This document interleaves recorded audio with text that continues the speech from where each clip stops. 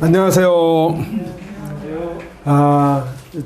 저는 몽골 순회 공연을 마치고 돌아온 황홍재가 아니라 몽골에 11박 12일을 선교 여행을 마치고 지난주 월요일 날 입국을 했습니다. 입국한 이후에 회사 일도 하고 뭐 좀 바쁘게 지냈지만 지금이 이제 몽골에서는 가장 좋은 시기거든요. 몽골은 그 초원이 쫙 펼쳐지는 지금 5월부터 8월까지가 여름이에요.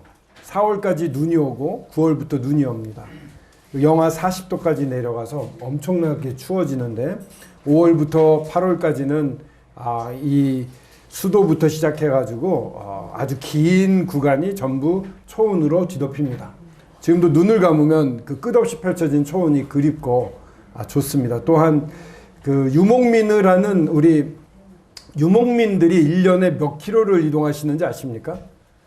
1000킬로를 이동을 한답니다. 양떼를 먹이려고. 그래서 저희 성도님 중에 유목민이 계셔가지고 유목민 댁에 가서 그 염소를 오늘 아침까지도 풀을 잘 뜯어 먹던 염소를 바로 잡아서 허럭이라는 요리를 먹었는데 너무 신선하고 맛있었습니다. 이런 걸 좀 보여드려야 되는데 미처 준비를 못했네요. 근데 신기한 것이 여러분 생각해 보십시오. 몽골 하면은 옛날에 엄청 무서운 나라였어요. 한국을 지배하고 뭐 저기 유럽, 러시아, 뭐 유럽과 인도네시아, 인도까지 거의 점령을 할 정도로 무서운 나라였습니다. 그냥 뒀으면 아마 세계 전체를 점령했을 겁니다. 징기스칸이 몸이 아파가지고 퇴각을 해가지고 이 유럽 국가들이 우리가 무서워서 퇴각을 하나 보다 이러고 뒤쫓아가다 오히려 많이 죽임을 당했다고 할 정도로 아주 막강한 나라였습니다. 그 징기스칸의 후에 몽골 사람들이 지금도 똑같이 저희와 같이 하나님 아버지를 믿고 있다는 것입니다. 너무 신기하지 않습니까? 그 몽골에서는 예수 그리스도를 믿으면 핍박이 심해서 대학 입학 등록금을 안 내준다고 그러고 쫓겨나기도 하고 또 부모님한테 맞기도 하고 어떤 자매님은 남동생한테 맞았다고 그래요. 막 믿지 말라고. 그런 핍박이 아직도 있습니다. 또 이번에 같이 갔을 때 일본 성도님들도 같이 갔는데 일본 성도님 중에 한 분은 믿었을 때 굉장히 많이 고난을 받았고 그 아버지는 대학을 나오진 않으시고 학력은 별로 없으시지만 너무 성실하셔서 큰 회사의 사장까지 오르신 분이었습니다. 그러니까 이제 돈도 많고 그 지위도 높고 그러니까 전혀 아들의 복음을 듣지 않았습니다.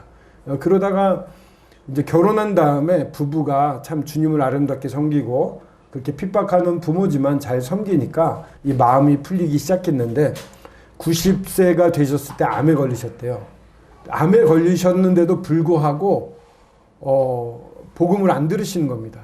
그러다가 91세가 되던 2013년에 7월이라고 하는데 그 형제는 계속 기도를 하고 복음을 전했지만 이분은 전혀 관심이 없었어요.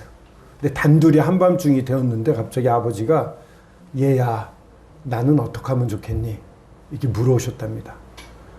아버님 많이 말씀드렸지만 아버지 그 예수 그리스도가 우리를 위해서 아버지를 위해서 모든 죄를 지고 돌아가셨어요. 그리고 부활하셨거든요. 아버지의 죄는 이제 없어요. 이걸 믿으면 돼요. 그러자 그 아버지가 그래 믿을게 이렇게 받아들이는 것이었어요. 그리고 이제 아들이 그럼 아버지 제 기도를 따라서 하세요. 아버지 하나님 저는 죄인이었습니다. 아버지 하나님 저는 죄인이었습니다. 저를 위해 죽어주신 예수님 감사합니다. 저를 위해 죽어주신 예수님 감사합니다. 저의 모든 죄를 사하여 주신 주님 감사합니다. 저의 모든 죄를 사하여 주신 주님 감사합니다. 죽음에서 생명으로 옮기시고 죄에서 하나님의 나라로 옮겨주신 예수님 감사합니다. 이런 기도를 다 따라 하시고 나서 아멘 했을 때 아버지도 아멘 했는데 얼굴이 환하게 변하고 정말 편안하게 시원하게 웃으시는 모습을 보았습니다. 그렇게 예수님을 영접하고 보름 후에 그분은 돌아가셨거든요. 그럼 몽골 사람들 그 양을 잡아가지고요 염소를 잡는데 굉장히 끔찍합니다. 하여튼 그런 요리를 하시는 분들도 예수 그리스도를 믿고 있고, 그 발전한 나라였다고 우리가 생각했던, 옛날에 코끼리 밥통 하나라도 있으면 좋겠다고 했던 일본에 앞서가는 그 부자였던 분, 사장이었던 분도 예수 그리스도를 믿고 계십니다. 주님은 지금도 살아계신 분이고 우리 가운데 역사하시는 분이고 너무 크신 분이고 상천하지 하나님, 절대 주권자 되시는 천지를 만드신 분이시거든요. 그걸 아는 사람들은 믿을 수밖에 없어요. 근데 그걸 잘 모르기 때문에, 이게 오다가 어디선가 걸려서 더 전파가 되지 않기 때문에 믿지 못하는 것이라고 생각이 됩니다. 이 초강대국 애굽이라고 3500년 전에 이집트, 애굽은 세계에서 최강국이었습니다. 지금으로 따지면 미국 같은 국가죠. 그러한 애굽의 왕도 신하도 하나님 앞에서는 아무것도 못했습니다. 하나님이 이 이스라엘 백성을 거기다가 놓고 400년이 지난 다음에 큰 민족을 이루어서 이제 예루살렘, 이스라엘로 옮겨가실 계획을 가지고 계셨는데, 이 바로 왕이 욕심이 나서 이 많은 종들을 빼앗기면 어떡하냐 해서 절대로 내보내려고 하지 않았습니다. 그때 하나님께서 내가 하나님이다라는 사실을 애굽의 모든 사람에게 알렸어요. 미국에 있는 모든 사람한테 알리면 어떻게 됩니까? 세계 전체가 알거든요. 세계 전체에 내가 하나님이다라는 사실을 알리기 시작을 했어요. 그래서 막 그 여러 기적을 통해 가지고 어려움을 줬는데, 왕인 이 파라오라고 저희가 하는데 성경에서는 바로라고 씁니다. 파라오 왕이 계속 고집을 부리니까 나라가 거의 쑥대밭이 됐습니다. 그때 신하들이 말합니다. 아니, 마지막 줄에 보면 애굽이 망한 줄을 알지 못하시나이까. 애굽이 망해버렸어요. 하나님이 마음을 움직이시면 초강대국 애굽, 지금으로 따지면 미국, 러시아, 중국도 한순간에 멸망을 시킬 수 있는 분입니다. 근데 끝까지 고집을 부리니까 하나님이 벌을 주셨는데, 그 장자들, 그 집안의 첫째 난 사람들을 전부 치시는 재앙을 내리셨어요. 완전 애굽 전체가 이제 눈물바다가 됐죠. 모든 집에 모든 첫째 난 장남들이 다 죽었거든요. 은찬이도 장남이니까 그 시대 애굽에 살았으면은 만약에 예수님을 믿지 않았다면, 하나님이 시키는 대로 하지 않았다면 죽었을지 모르겠네요. 그죠? 제 아들 황헌도 아마 오늘 예배도 드리고 그랬는데 죽었을 겁니다. 제가 그렇게 실질적으로 기록에 있습니다. 많은 사람들이 죽었다는 게 나타나고, 그때서야 바로가 모세와 아론을 불러가지고 얘기를 합니다. 네 말대로 떠나서 여호와를 섬겨라. 하나님이 하나님인 사실을 인정을 하죠. 그래서 떠나갔는데, 이 바로 사람이라는 게요, 이 한 번 마음을 먹고 나쁜 마음을 품으면 바꾸질 못해요. 이 사람들, 이 많은 백성들 한 200만 정도 된다고 하죠. 200만에 달하는 종들을 놓쳐버린 게 너무 억울한 거죠. 60만의 건장한 종들을 놓쳐버렸다 해서 쫓아갑니다. 쫓아가서, 근데 하나님이 그냥 두시겠습니까? 막죠. 근데 다 아시는 바와 같이 홍해를 가르잖아요. 모세가 홍해를 가른 다음에 그곳으로 이제 백성들이 다 건넌 다음에 이 바로의 이집트의 이 나쁜 군대들이 쫓아갑니다. 쫓아가다가 하나님이 모세에게 말을 하죠. 손을 내밀어 가지고 바다를 다시 뭉치게 해라. 그렇게 해서 물이 덮쳐가지고 그 기병들, 바로의 군대들이 다 죽게 됩니다. 이게 역사적 사실인 걸 아는 것이, 그 지역에 가서 바닷가를 이렇게 촬영을 해보면 잘 보이십니까? 뭔가 이렇게 기둥 같은 게 있고 밑에 둥그런 게 있고 요런 것들이 아직도 그대로 남아있는 거예요. 실제로 찍어온 건데, 이것은 뭐냐면은 그때 기병들, 마차가 많이 달려갔거든요. 전차들이. 그 형상들이 그대로 남아서 산호가 뒤덮여가지고 지금까지도 보존이 되고 있습니다. 이건 역사적인 사실들이거든요. 성경이 베스트셀러예요. 근데 사람들이 이게 가짜라고 생각을 해요. 가짜가 어떻게 베스트셀러가 됩니까? 세계에서 가장 잘 팔리고 지금도 가장 많이 팔리고 있는 게 성경이거든요. 하나님의 말씀이, 그건 틀림이 없는데, 이러한 것들을 통해서 전부 증명이 됩니다. 이런 하나님은요, 이 세상을 주관하시는 분이에요. 큰 분이에요. 아주 큰 분이라서 우리가 모르는 거예요. 지구가 돌아가는 소리 들립니까? 안 들리죠. 주파수가 달라요. 우리가 들을 수 있는 주파수랑. 우리 눈에 자외선이 안 보입니다. 왜 안 보이죠? 눈이 볼 수 있는 범위는 요것밖에 안 돼 있어요. 밑으로 내려가면 적외선, 위로 가면 자외선, 가시광선 요만큼밖에 못 보거든요. 우리가 볼 수 있는 건 한계가 있어요. 인간은 한계가 있는데 너무 크신 분은 우리가 알 수가 없는 거죠. 또 인간은요, 하나님께 가까이 갈 수가 없어요. 영광 중에 계신 분이라고 하는데 어느 정도냐면 스랍이라고 하는 것은 그 당시에 날개가 지금도 존재합니다. 천사는 지금도 존재하는데 스랍이라는 이 천사들이 날개가 6개가 있습니다. 크겠죠. 사람에 비하면 너무 크겠죠. 완전한 피조물로 만드셨으니까. 천사장, 천사 이렇게 말하는데 6날개를 가지고 있어서 하늘을 나르는데 하나님의 영광 앞에 가면은 너무 영광이 눈부신 거예요. 그러니까는 그 앞에 갈 때 두려움을 느끼게 됩니다. 저 영광, 저 거룩함에 내가 가까이 갈 수 있나 해서 이 날개로 2개 위에 있는 날개는 얼굴을 가리고 2개 밑에 있는 날개로는 어딜 가립니까? 발을 가립니다. 발은 이 천사는 죄를 짓지 않는 존재인데 이 땅에 디딜 때 이 땅이 죄악된 세상을 의미하기도 합니다. 혹시나 모를 죄가 하나님 앞에 생기지 않을까 발도 가리고 얼굴은 도저히 그 영광을 못 보니까 눈을 가립니다. 그러면서 뭐라 그럽니까? 거룩하다 거룩하다 거룩하다 만군의 여호와여 그 영광이 온 땅에 충만하도다. 그 영광이 온 땅에 충만한 거예요. 우리만 영광을 몰라요. 사람들만 그걸 못 보고 있어요. 세상의 모든 피조물이 다 하나님을 순종합니다. 모든 것이 그 정해진 범위를 벗어나질 않아요. 사람만 벗어나고 있는데 그 영광을 못 보고 이렇게 정말 자기 마음대로 살고 있지요. 그러나 사람보다도 훨씬 더 완벽한 피조물이라고 할 수 있는 스랍조차도 이 천사조차도 하나님이 두려운 거예요. 그분은 죄가 있다 없다의 거룩함이 아니에요. 우리는 죄가 있으면 더럽고 죄가 없으면 거룩하다 이렇게 생각하죠. 죄가 없은 정도의 거룩함이 아니라 이 거룩함을 비교할 수 없을 정도로 정말 거룩한 그런 분이 하나님이신 거죠. 그래서 이 완전히 성전에 연기가 충만하다고 되어 있는데 이거는 영광이 가득 찬 거죠. 근데 이분이 너무 겸손해요. 하나님이 너무 겸손해요. 그러니까 너무 겸손하니까 사람들이 못 알아봐요. 하나님은 이 세상을 만드시고 창세전, 이 세상을 만들기 전부터 사실 계획이 있었습니다. 삼위일체 하나님은 사랑의 하나님이세요. 그리고 정말 겸손하고 또 섬기기를 기뻐하는 사랑을 나타내길 좋아하시는 분이에요. 삼위일체 하나님이라고 하나님 아버지, 아들 하나님, 성령 하나님 이렇게 세 분 계시잖아요. 이분이 서로 사랑하고 서로 경배하고 서로 섬기는 사이였어요. 근데 이런 놀라운 사랑을 정말 나눠주고 싶고 그대로 보여주고 싶은 그런 마음이 생기셔서 사람을 만드신 거예요. 우리 여기 앉아있는 모든 사람들은 여러분 한 분 한 분은 하나님이 계획을 갖고 만드신 거예요.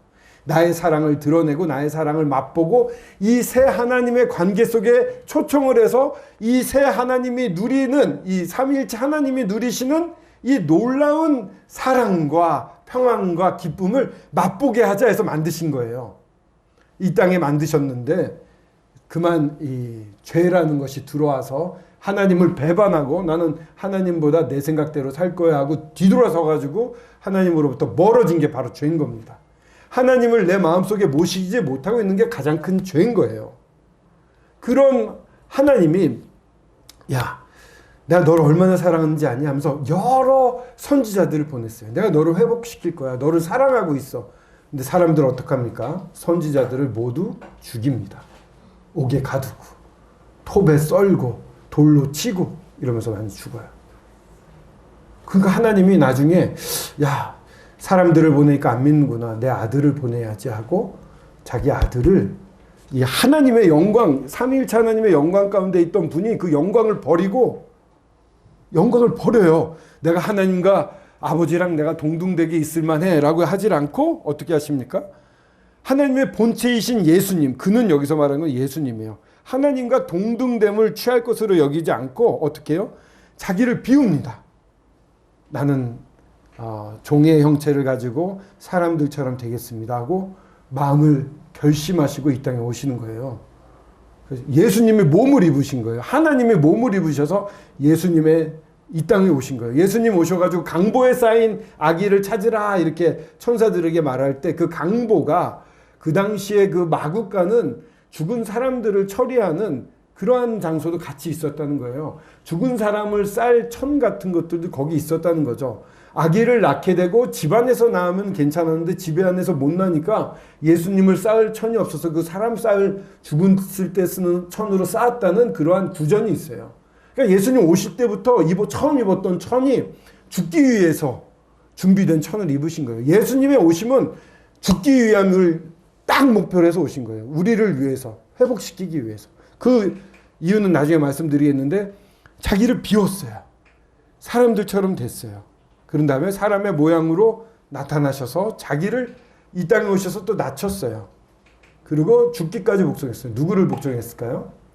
하나님 아버지를 복종했어요. 아버지 뜻만 따랐어요. 나도 같은 하나님이니까 내 맘대로 할 수 있어 라고 하지 않았어요. 아버지가 원하시는 대로 나는 끝까지 따르겠습니다 라는 마음으로 오셨습니다.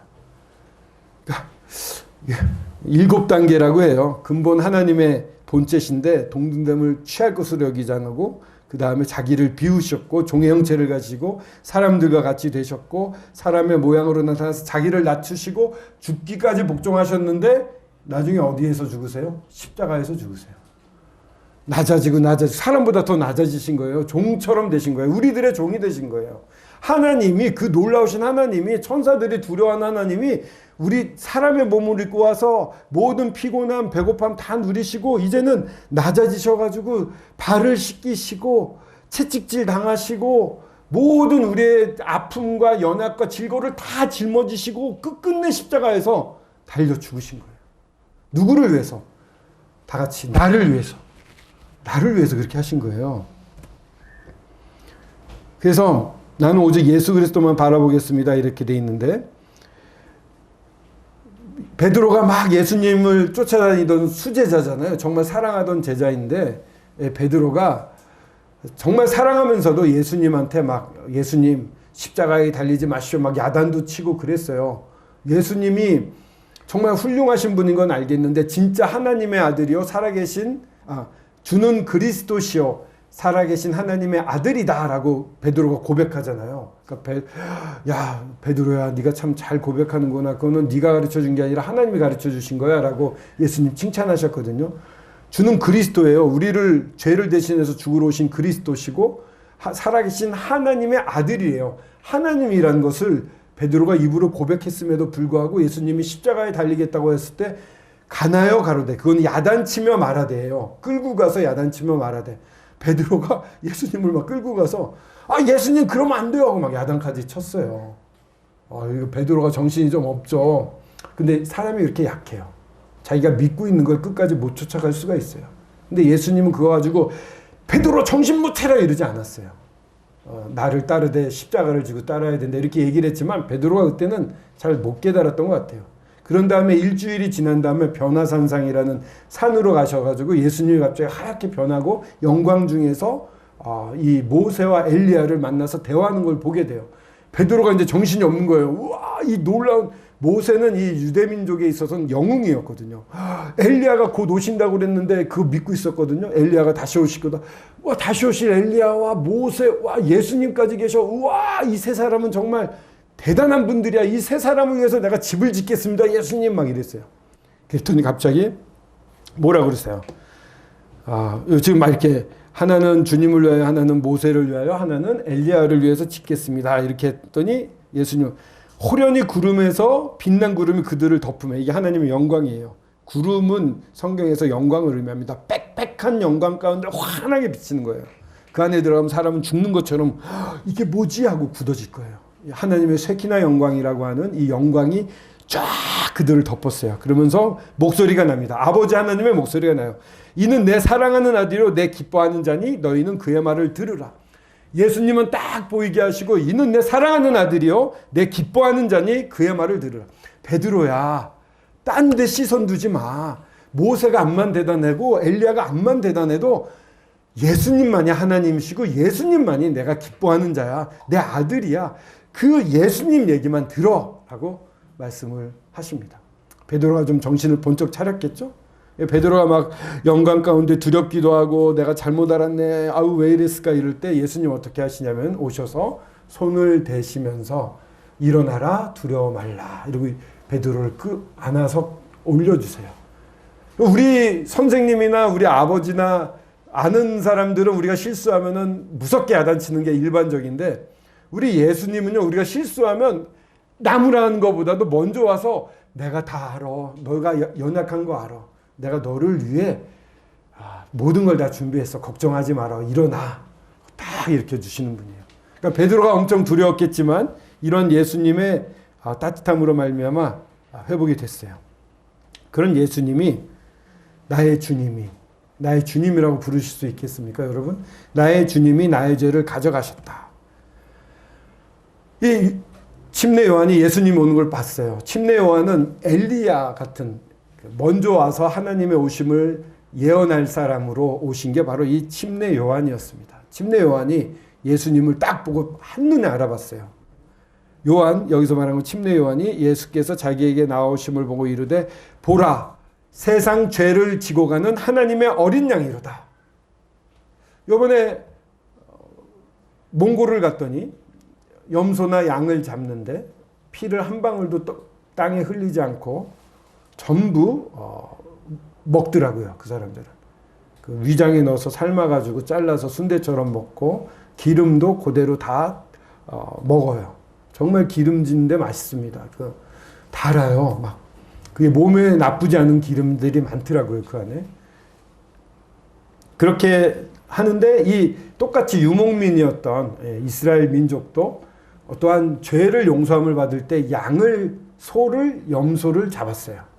대신 그들은 어떻게 했냐면은 염소에게 자기 손을 올립니다. 그러면 내가 정말 올릴 때는 내가 죄를 졌을 때 합니다. 내가 정말 뭔가 큰 잘못을 했어요. 하나님 앞에도 굉장히 잘못을 했고 아니면 이웃한테도 잘못을 했고 그 사실 우리가 잘못하는 모든 근원에는 하나님에 대한 잘 모름에 있거든요.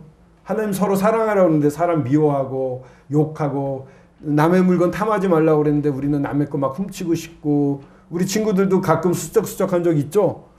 선생님도 압니다. 없다고 그럴 수도 있지만 선생님은 어렸을 때 좀 훔쳐봐서 아는데 그런 유혹이 있습니다. 초등학교 때 들어가기 전에 그 어머님 이런 데서 이렇게 지폐를 꺼내서 아이스 깨끼 그 당시에는 이렇게 팔고 다니는 아이스 깨끼 하는 형한테 갖다 줬더니 너무나 그 형이 칭찬을 하고 많이 주더라고요. 지폐였거든요. 그 당시에 74, 5년도였으니까 지폐를 가져 나갔으니 엄청 두들겨 맞았을 겁니다. 하여튼 뭐 죄송합니다만 이런 저희들이 모두 다 그런 죄를 지고 연약한 입장이었는데 요한이 예수님을 딱 바라봤을 때 알았고 이 몽골에 가서 봤을 때도 이 양들을 잡아서 염소를 잡아서 먹었는데 이 같은 유목민이었던 그들에게는 하나님이 법칙을 줬어요. 너희들이 죄를 지면 이 양을 대신해서 드려라. 양을 드릴 때 양한테 안수를 하면은 그 양을 누가 죽이냐면 안수한 사람이 죽여야 돼요. 사실 그 죽이는 장면은 굉장히 보기가 좋진 않아요. 그래도 몽골에서는 점잖게 이 염소의 요기를 망치로 딱 때리면 폭 하고 애가 옆으로 쓰러져서 기절을 합니다. 그럼 요기를 칼을 요만큼 잘라서 손을 여기다 이렇게 집어넣어가지고 동맥 같은 걸 잡나 봐요. 꽉 잡으니까 얘가 그냥 힘이 쭉 빠지면서 죽더라고요. 우리 가장 그래도 좀 안 아프게 죽이는 것 같은 느낌이 들었는데 여기서는 양을 목을 베서 죽이고 피를 흘리면 그 피를 가져다가 제단에다가 뿌리면서 생명을 거기다가 뿌립니다. 잔인하게 느껴질 거예요. 그리고 닭을 잘라서 이제 불 위에 올려놓고 태웁니다. 그런 일은 이제 제사장과 레위인들이 도와주는데 보는 거예요. 내 죄가 옮겨간 이 양이 어떻게 되는지. 죽임을 당하고 피가 뿌려지고 그 껍데기가 벗겨지고 이 내장이나 이런 게 다 이렇게 분해가 돼서 태워지는 모습. 예쁘고 흠없고 예뻤던 양이 그렇게 죽임을 당하는 걸 보면서 죽음은 두렵다. 정말 끔찍하다. 죄의 삭슨 무섭구나. 내가 저 위치에 있어야 되는데 나 대신 저 양이 죽었구나 이런 것을 깨닫게 됩니다. 그래서 그러니까 옛날 구약 사람들은 힘들었을 것 같아요. 1년 중에 몇 마리를 잡아야지. 근데 돈이 없잖아요. 그러면 양을 못 살 사람들은 비둘기라도 가져다가 드리라고 그랬어요. 그러니까는 가난한 사람은 또 가난하게 속죄할 수 있게끔 다 길을 열어주셨는데 정말 힘든 거죠. 끔찍하죠. 시체를 봐야 되죠. 내 죄가 용서함을 받았는데 또 언제 내가 잘못을 할지 모르잖아요. 근데 여기 놀라운 말이 선포가 되는 거예요. 보라, 세상 죄를 지고 가는 하나님의 어린 양이로다. 세상에 대해서 한번 생각해 보겠습니다. 세상은 어디가 세상이에요? 이 지구가 만들어졌을 때 세상이 생기죠. 이 지구가 있을 때부터 세상이에요. 이 지구가 사라질 때까지 세상이에요. 그죠? 그러면은 지금 우리 친구들, 우리 담이가 아니고 갑자기 찬이가 지금 몇 살이죠? 11살이에요. 11살 11년 전의 지구는 세상일까요? 아닐까요? 세상이죠. 처음부터 끝까지가 다 세상이니까. 그리고 우리 제 친구 윤영채 형제님 55세라고 알고 있습니다. 동갑인데 55년 전의 지구도 세상일까요? 아닐까요? 세상입니다. 우리 형제님도 예순이 훨씬 넘으셨는데 60여 년 전에도 세상입니다. 세상이라고 하는 건 이 지구가 만들어서 끝날 때까지예요. 그러니까 나의 모든 과거도 세상에 속합니다. 세상에 있는 모든 죄예요. 자, 보십시오. 난 세상에 있나 없나? 지구가 있습니다. 지구 안에 아시아가 있습니다. 아시아 안에 한국이 있습니다. 한국 안에 서울이 있습니다. 서울 안에 도봉구가 있습니다. 도봉구 안에 창동이 있습니다. 창동 안에 서울 북부교회가 있습니다. 서울 북부교회 2층에 복음반이 있습니다. 복음반에 황제가 있습니다. 황제는 세상일까요? 아닐까요? 세상 안에 있나요? 그죠? 세상 안에 있는 모든 죄라는 것은 바로 나의 모든 죄. 내가 태어나서 죽을 때까지의 모든 죄를 의미하는 겁니다. 과거로부터 미래의 모든 죄를 어떻게 해요? 지고 가는. 내가 죄를 지고 죄값을 받아야 되는데 그것을 옮겨줘서 예수님이 가져가셨다는 거예요.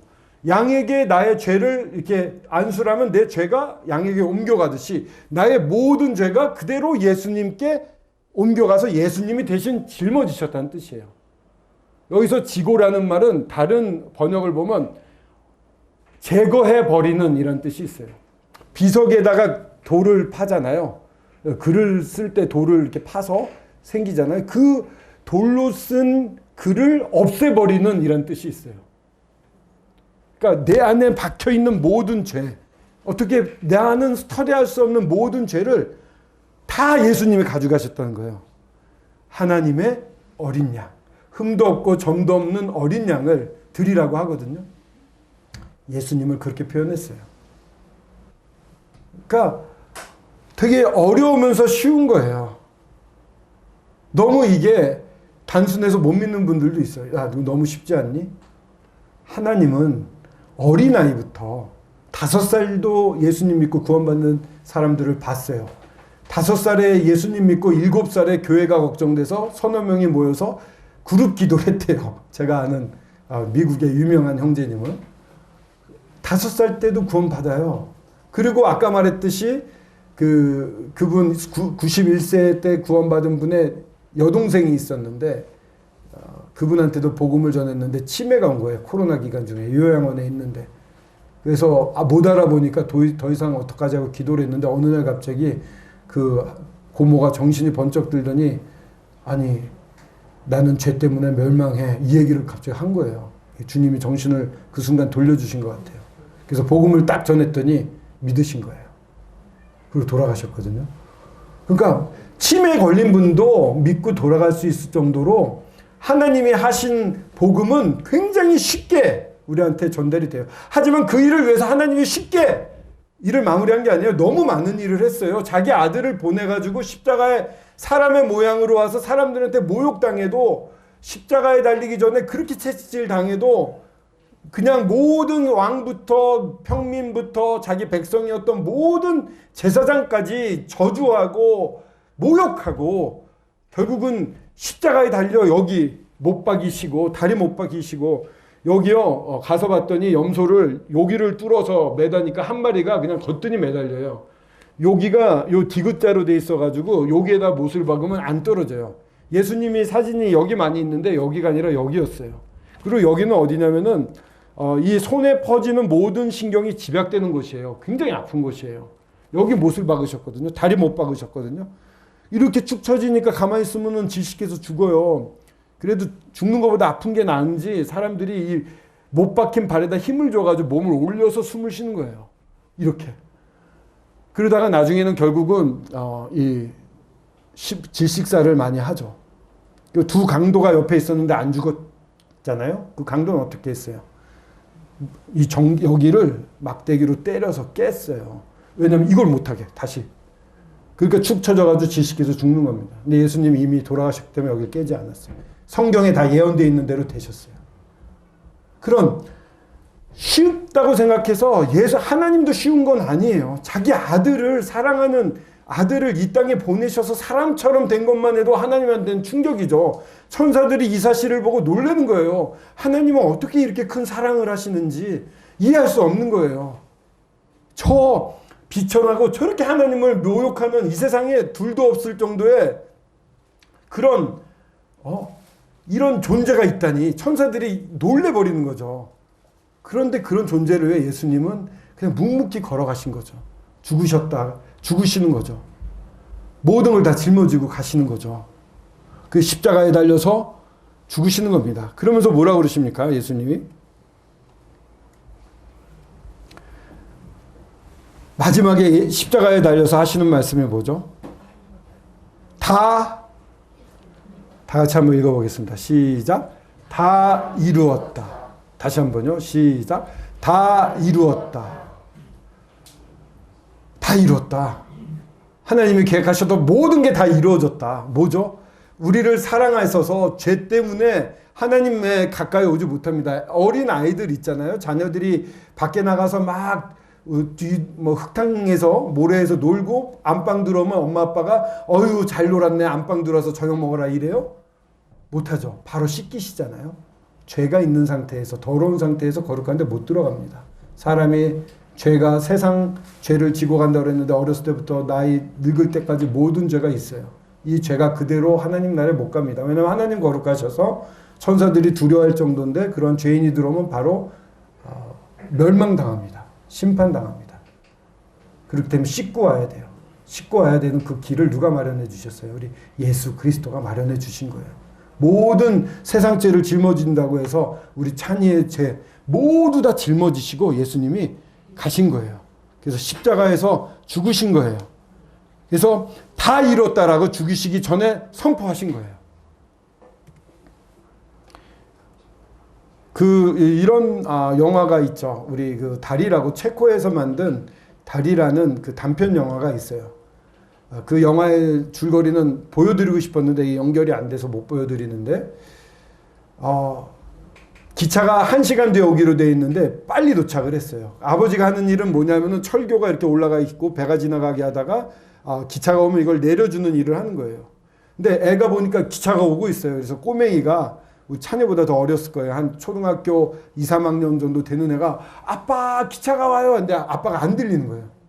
아빠 어떡하지? 이러더니 얘가 급하니까 급히 내릴 수 있는 그 장치가 있는 데를 뚜껑을 열고 이렇게 손을 뻗어가지고 내릴 수 있는 장치를 급히 내리고 있었어요. 근데 어떻게 돼요? 미끄러져가지고 얘가 글로 떨어져요. 그 안에는 기계들이 얽혀 있어가지고 기계가 움직이면 얘는 죽게 돼 있거든요. 근데 아빠가 이렇게 보다가 기차가 오는 걸 보고 봤더니 자기 아들이 글로 뽁 빠지는 게 보였어요. 고민이 되는 거예요. 이거를 내리면 내 아들은 기계 속에서 죽을 거고 안 내리면 지금 타고 있는 수백 명이 탄 기차가 이 철교에 부닥쳐가지고 다 죽게 되고 어떡하지?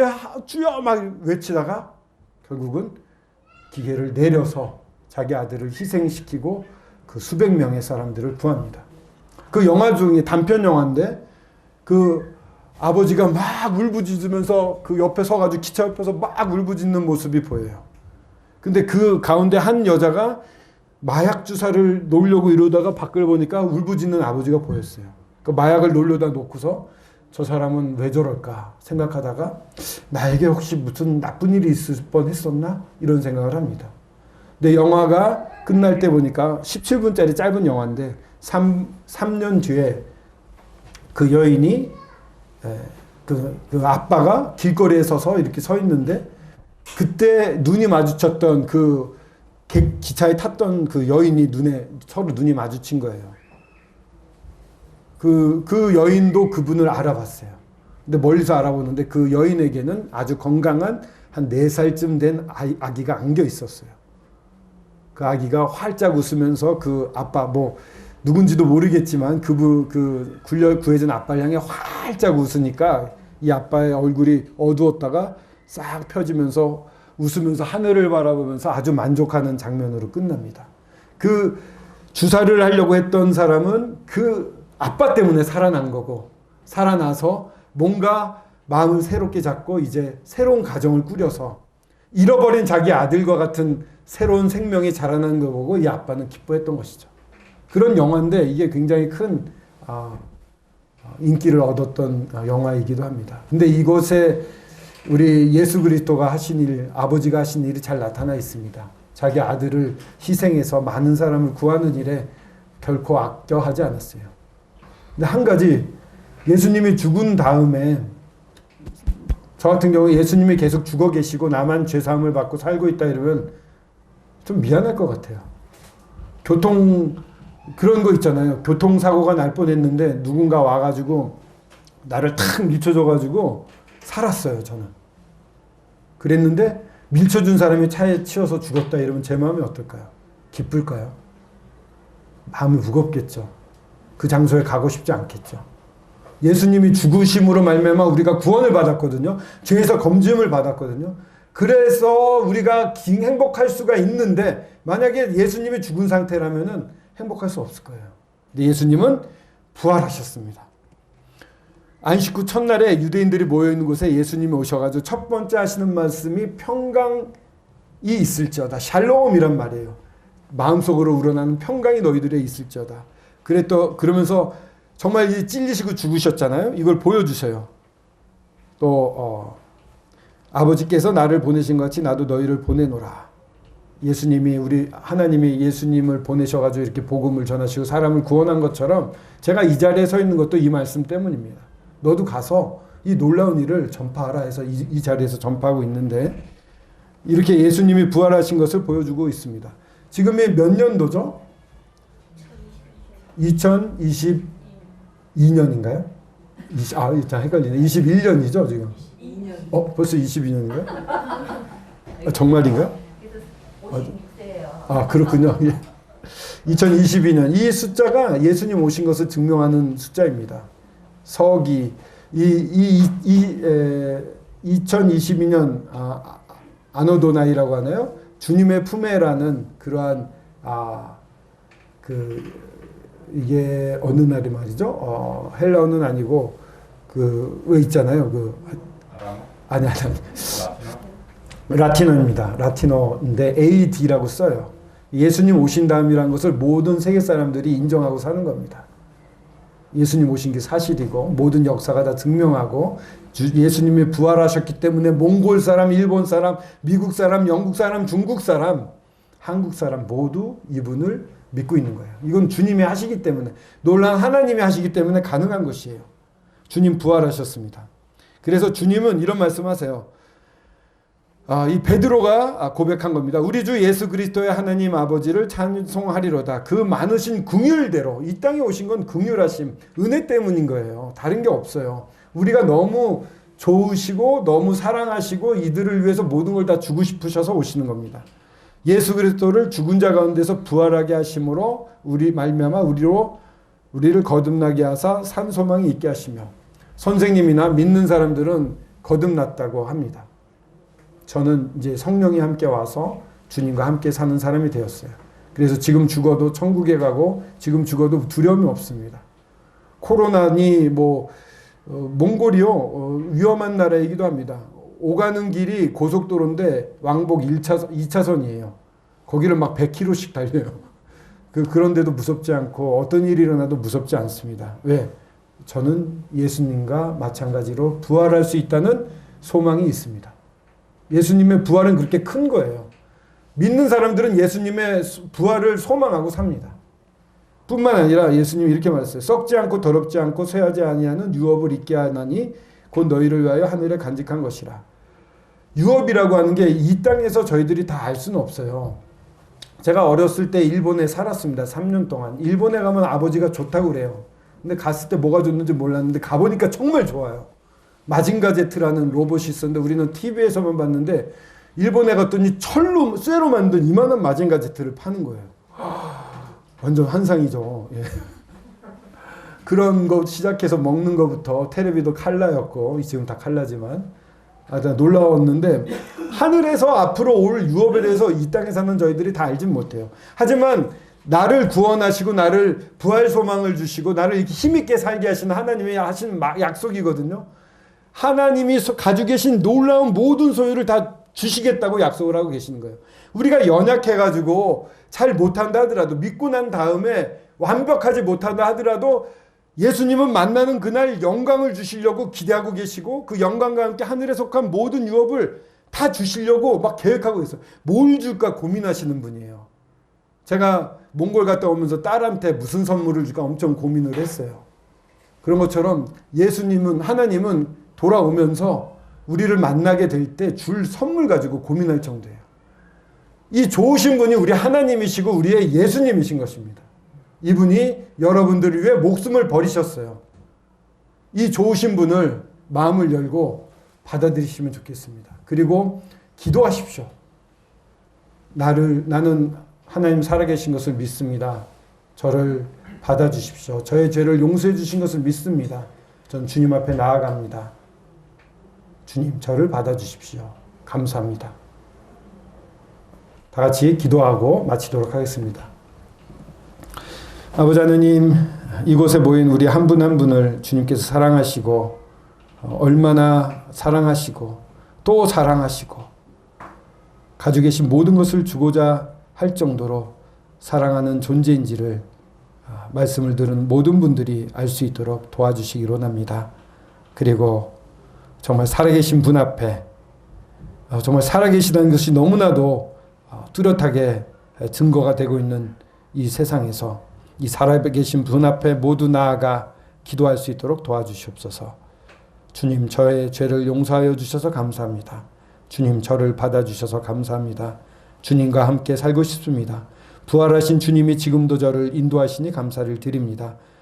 주님을 바라보며 살겠습니다. 이렇게 기도할 수 있도록 도와주시길 원하옵고 주님께서 놀라운 축복으로 구원이 이곳에 임하게 하여 주시옵소서. 감사를 드려오며 주 예수 그리스도의 이름으로 기도드렸습니다. 아멘.